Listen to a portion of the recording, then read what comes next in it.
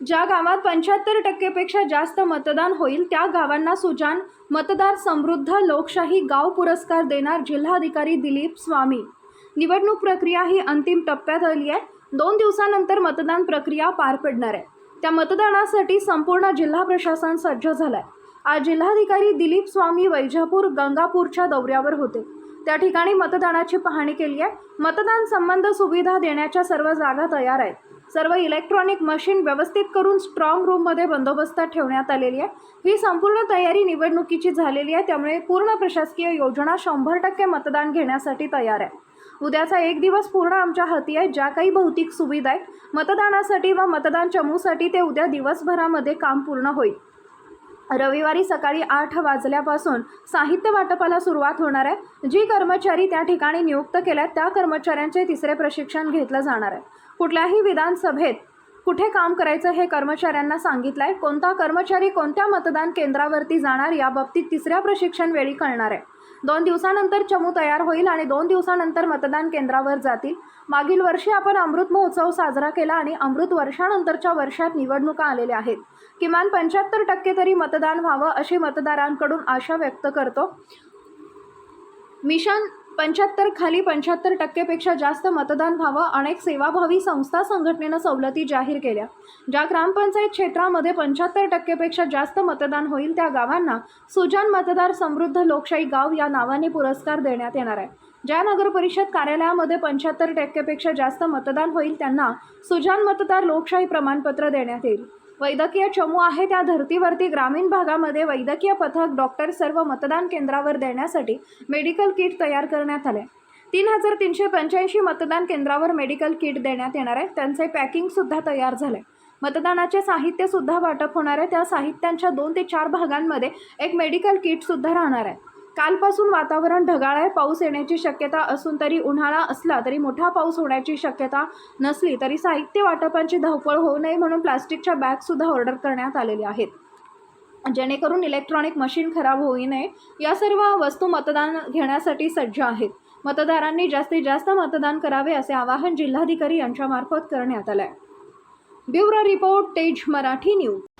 पण निवडणूक प्रक्रियेमधल्या अंतिम टप्प्यामध्ये 2 दिवसानंतर आपल्याकडे मतदान प्रक्रिया पार पाडली जाणार आहे। त्याच्या अनुषंगानं संपूर्ण जिल्हा प्रशासन सज्ज झालेलं आहे।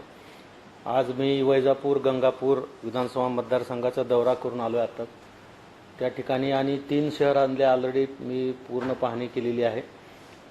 मतदान चमूला देणारं सर्व साहित्य सर्व बॅगा तयार आहेत। सर्व इलेक्ट्रॉनिक वोटिंग मशीन लावून एकदम तयार असून स्ट्रॉंग रूममध्ये सीलबंद पोलीस बंदोबस्तामध्ये स्ट्रॉंग रूममध्ये सील करून ठेवण्यात आलेलं आहे। ही संपूर्ण तयारी निवडणुकीसाठी झालेली आहे। त्यामुळे पूर्ण प्रशासकीय यंत्रणा 100% मतदान घेण्यासाठी आता तयार आहेत। उद्याचा एक दिवस पूर्ण आमच्या हाती आहे। उद्या आणखी ज्या काही भौतिक सुविधा आहेत मतदारांसाठी आणि मतदान चमूसाठी त्याच्या अनुषंगाने राहिलेलं काम उद्या दिवसभरामध्ये पूर्ण होऊन जाणार आहे। परवा रविवारी सकाळी 8 वाजल्यापासून साहित्य वाटपाला प्रत्येक विधानसभा मतदारसंघाच्या मुख्यालयामध्ये प्रत्यक्ष त्या ठिकाणी सुरू होणार आहे। जे कर्मचारी त्या ठिकाणी नियुक्त केले त्यांचं तिसरं प्रशिक्षण त्या ठिकाणी घेतलं जाणार आहे। आता सेकंड रँडमायझेशन जे स्टाफचं झालेलं आहे आणि त्याच्यामध्ये कुठल्या विधानसभा मतदारसंघात ते काम करणार त्यांना कळवलेलं आहे मागच्या वेळेस। आता त्या विधानसभा मतदारसंघात कुठला कर्मचारी कुठल्या मतदान केंद्रावर जाणार आहे या संदर्भातलं 3rd रँडमायझेशन हे उद्या 11 वाजता ऑब्झर्व्हरांच्या उपस्थितीमध्ये त्या ठिकाणी पार पाडलं जाणार आहे आणि परवा दिवशी मग ते चमू त्या ठिकाणी तयार होईल आणि रविवारी दुपारपर्यंत ते आपापल्या मतदान केंद्रावर रवाना होतील। आपण नुकतंच मागच्या 2 वर्षापूर्वी स्वातंत्र्याचा अमृत महोत्सवी वर्ष साजरा केला। 75 वर्ष झाले देशाला स्वातंत्र्य मिळून म्हणून पूर्ण वर्षभर आपण कार्यक्रम घेतले आणि आता आपल्याला त्या अमृत महोत्सवी वर्षानंतरच्या वर्षामध्ये निवडणुका आलेल्या आहेत। तर आपलं किमान 75% तरी मतदान व्हावं अशी अपेक्षा आम्ही मतदाराकडून व्यक्त करतोय आणि मिशन 75 या नावाखाली किंवा या निवडणुकीमध्ये 75%पेक्षा जास्त मतदान व्हावं यासाठी अनेक सेवाभावी संघटनेने काही सवलती जाहीर केल्या. ज्या ग्रामपंचायत क्षेत्रामध्ये 75%पेक्षा जास्त मतदान होईल त्या गावांना आम्ही सुजाण मतदार समृद्ध लोकशाही गाव, सुजाण मतदार समृद्ध लोकशाही गाव या नावानं पुरस्कार देणार आहोत. ज्या नगर परिषद कार्यक्षेत्रामध्ये 75%पेक्षा जास्त मतदान होईल त्या नगर परिषदला किंवा त्या शहराला सुजाण मतदार समृद्ध लोकशाही नगर परिषद असं एक प्रमाणपत्र देऊन, सन्मानपत्र देऊन त्यांचा यथोचित गौरव नंतर त्या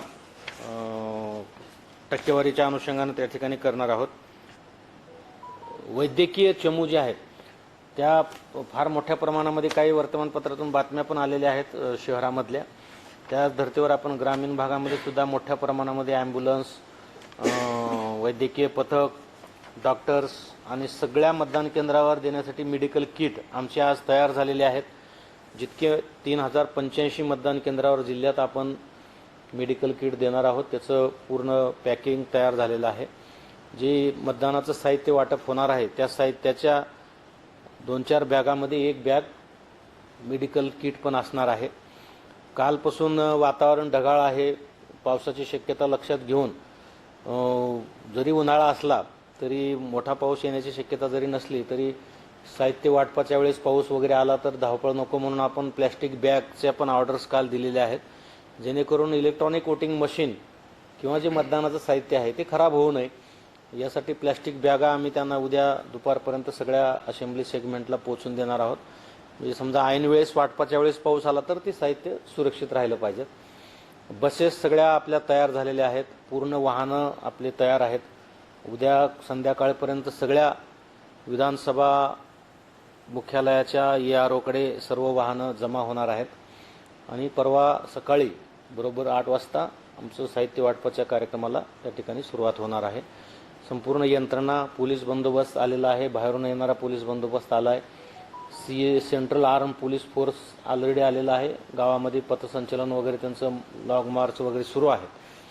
ग्रामीण भागामध्ये सुद्धा जे सेन्सिटिव्ह एरिया वाटतो किंवा नगर परिषद हद्दीमध्ये पोलिसाचं पथसंचलन मोठ्या प्रमाणामध्ये सुरू आहे आणि सर्वसामान्य मतदारांना आम्ही अश्युअर करतोय की तुम्ही बिनधास्तपणे या, फ्री आणि फेअर वातावरणामध्ये तुम्ही मतदान करा. दिवस पूर्ण आमच्या हाती आहे. उद्या आणखी ज्या काही भौतिक सुविधा आहेत मतदारांसाठी आणि मतदान चमूसाठी त्याच्या अनुषंगाने राहिलेलं काम उद्या दिवसभरामध्ये पूर्ण होऊन जाणार आहे. परवा रविवारी सकाळी 8 वाजल्यापासून साहित्य वाटपाला प्रत्येक विधानसभा मतदारसंघाच्या मुख्यालयामध्ये प्रत्यक्ष त्या ठिकाणी सुरू होणार आहे. जे कर्मचारी त्या ठिकाणी नियुक्त केले त्यांचं 3रं प्रशिक्षण त्या ठिकाणी घेतलं जाणार आहे. आता सेकंड रँडमायझेशन जे स्टाफचं झालेलं आहे त्याच्यामध्ये कुठल्या विधानसभा मतदारसंघात ते काम करणार त्यांना कळवलेलं आहे मागच्या वेळेस. आता त्या विधानसभा मतदारसंघात कुठला कर्मचारी कुठल्या मतदान केंद्रावर जाणार आहे या संदर्भातलं 3rd रँडमायझेशन, 3रं रसमिसळ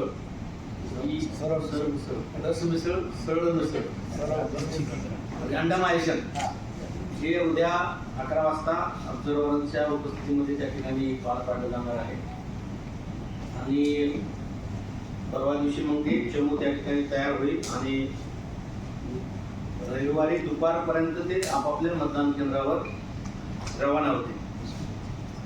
तत्पूर्वी आता आपण मतदानाची टक्केवारी वाढवण्यासाठी जे अनेक उपक्रम आपण घेतलेले आहेत त्यामध्ये आपण एक विषय मला होता म्हणून सांगितला पाहिजे की आपण सरकारी कार्यालयांना आपण पत्र देऊन हे केलेलं आहे. काही वर्तमानपत्रात बातम्या आल्या असं करता येते का तसं करता येते का, काही जणांचे फोन पण आले, पण आपण ते बंधन घातलेलं नाही आहे, मला हे सांगितलं पाहिजे.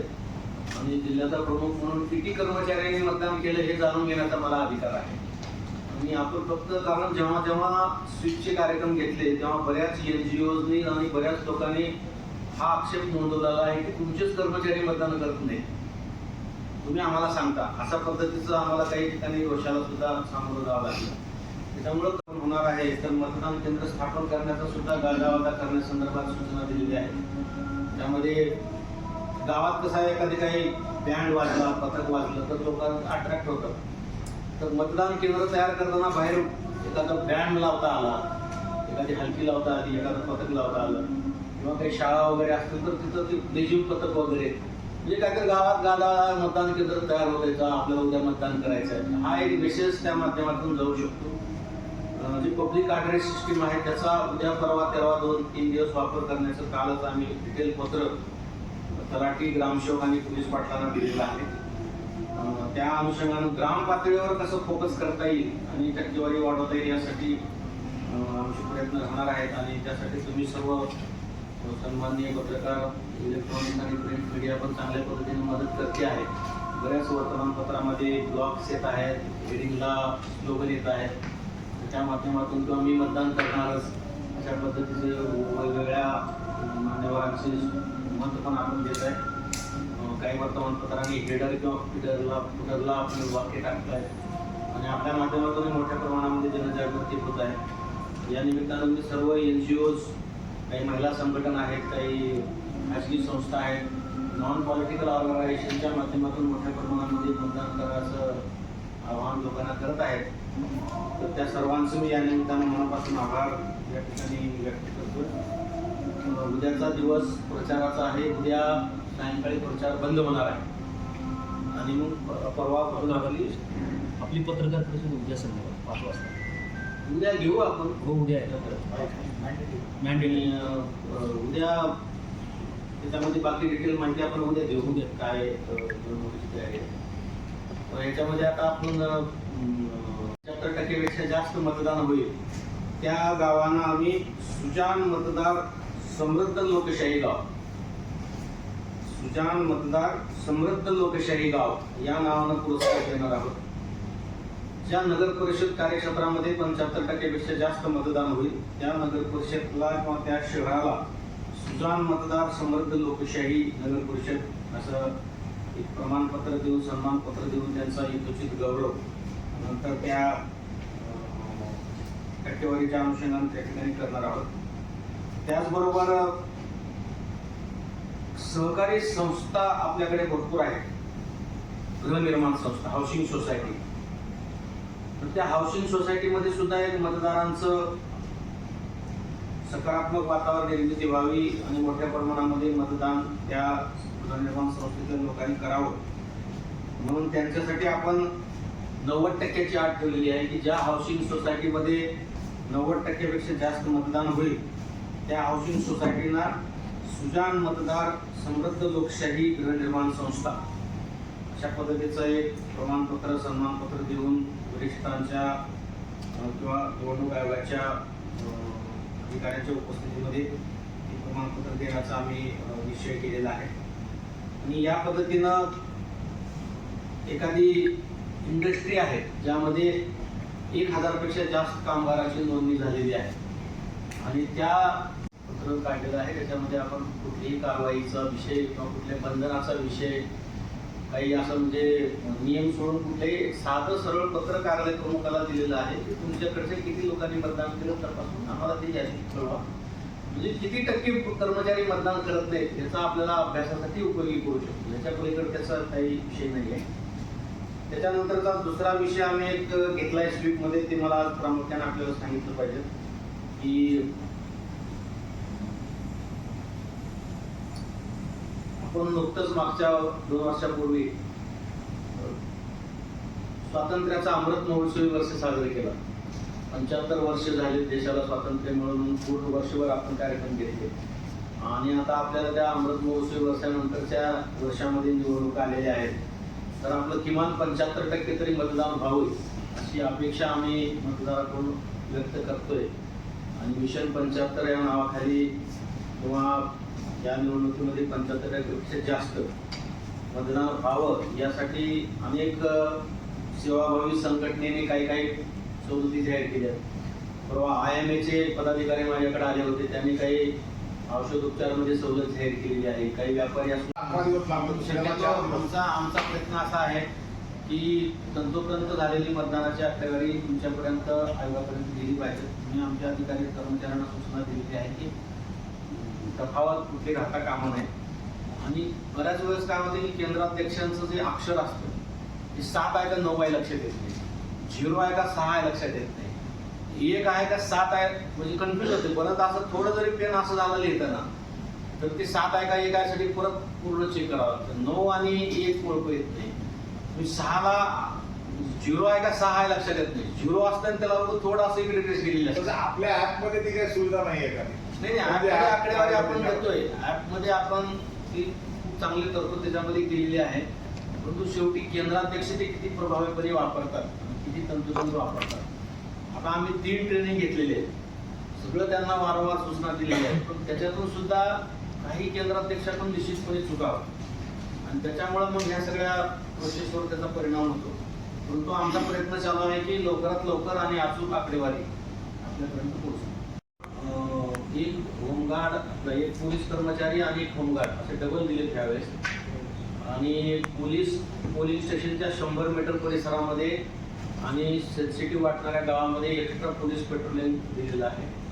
झोनल ऑफिसर सोबत एक शस्त्रधारी पोलीस राहणार आहे, कारण आपण झोनल ऑफिसर सोबत मशीन देणार आहोत रिझर्व.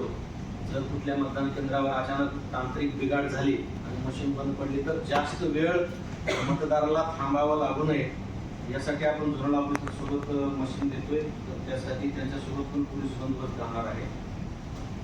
पुरेसा पोलीस बंदोबस्त आपल्या ज्या ठिकाणी साहित्य जमा होणार आहे त्या ठिकाणी आणि त्याचबरोबर आपल्या इथं जे काउंटिंग हॉल आपण केलेला आहे, जिथं पेट्या सगळ्या येणार आहेत त्या ठिकाणी सुद्धा 3 टायर पोलीस बंदोबस्त आपण तैनात केलेला आहे. ते सुद्धा पोलीस आलेले आहेत. 13 तारखेला मतदान झाल्यानंतर साधारणतः रात्री 13च्या रात्री किंवा 14च्या पहाटे 3-4 वाजेपासून विधानसभेतून पेट्या येणं सुरुवात होईल. 14 तारखेला साधारणतः दुपारपर्यंत सगळ्या पेट्या असेंब्लीच्या येतील. जे आता वैजापूर, कन्नड, गंगापूर याला वेळ लागणार आहे. कारण तिथं त्यांच्या मतदारसंघातल्या सगळ्या पेट्या जमा झाल्यानंतर त्यांचा सगळा हिशोब झाल्यानंतर मग ते पोलीस बंदोबस्तामध्ये मागे पोलीस गाडी, पुढे पोलीस गाडी, GPS ट्रॅक लावून ते ट्रक तिथे येणार आणि इथं त्या असेंब्लीला दिलेल्या स्ट्रॉंग रूममध्ये त्या सगळ्या सिस्टमॅटिकली सगळ्या ठेवल्यानंतर त्यांचा पूर्ण हिशोब झाल्यानंतर मग ते स्ट्रॉंग रूम सील होईल. आम्ही त्यांना उद्या दुपारपर्यंत सगळ्या असेंब्ली सेगमेंटला पोहोचून देणार आहोत. समजा ऐन वेळेस वाटपाच्या वेळेस पाऊस आला तर ते साहित्य सुरक्षित राहिलं पाहिजे. बसेस सगळ्या आपल्या तयार झालेल्या आहेत. पूर्ण वाहनं आपले तयार आहेत. उद्या संध्याकाळपर्यंत सगळ्या विधानसभा मुख्यालयाच्या यारोकडे सर्व वाहनं जमा होणार आहेत आणि परवा सकाळी बरोबर 8 वाजता साहित्य वाटपाच्या कार्यक्रमाला त्या ठिकाणी सुरुवात होणार आहे. संपूर्ण यंत्रणा पोलीस बंदोबस्त आलेला आहे. बाहेरून येणारा पोलीस बंदोबस्त आला आहे. Central arm police force already आलेला आहे. गावामध्ये पथसंचलन वगैरे त्यांचं मार्च वगैरे सुरू आहे.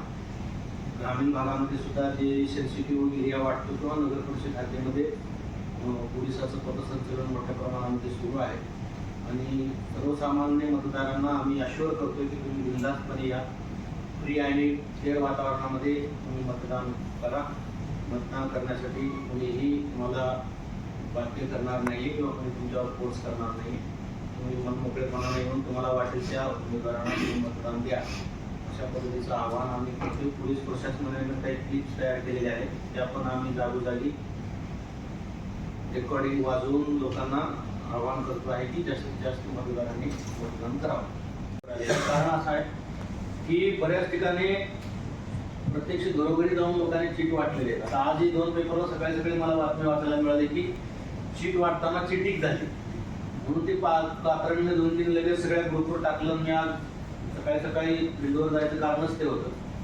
आता याच्यामध्ये वोटिंगच्या बाबतीमध्ये 3-4 इश्यूज आहेत. आता काही मतदारांच्या बाबतीमध्ये जे नमुना 12D आहे तो भरून द्यायला लोक गेले, फॉर्म दिला, त्या काही लोकांनी भरूनच दिलेलं. आता ज्याने भरून दिलेलं आहे 12D ते भरून देताना त्यांनी त्यांचे जे काही डिटेल द्यायला पाहिजे तेच दिलेलं नाही. आमच्या लोकांनी मदत करायसाठी त्यांना सोबत मदतीला आमचे लोक गेले होते. काही लोकांनी आम्हाला मतदान केंद्रावर येऊन फॉर्म भरा म्हणजे मतदान करायचं तुम्ही आम्हाला का आग्रह करता म्हणून हुसकावून लावले. ते पण अनेक प्रसंग आमच्या लोकांनी सांगितले. आता आपल्याकडे नेमके काय भरला पाहिजे? अरे दादा 6,200 पैकी 4,000 आपल्याकडे येतात. 4,000 आम्ही काय प्रत्येकाला कानातून नाही सांगितलेलं, सगळ्यांना कॉमन इन्स्ट्रक्शन दिलेले आहेत. म्हणजे असं इन्स्ट्रक्शन दिले नाहीत असं त्याचा अर्थ होतच नाही. नाही इन्स्ट्रक्शन आहे ते पण दिलेले आहे.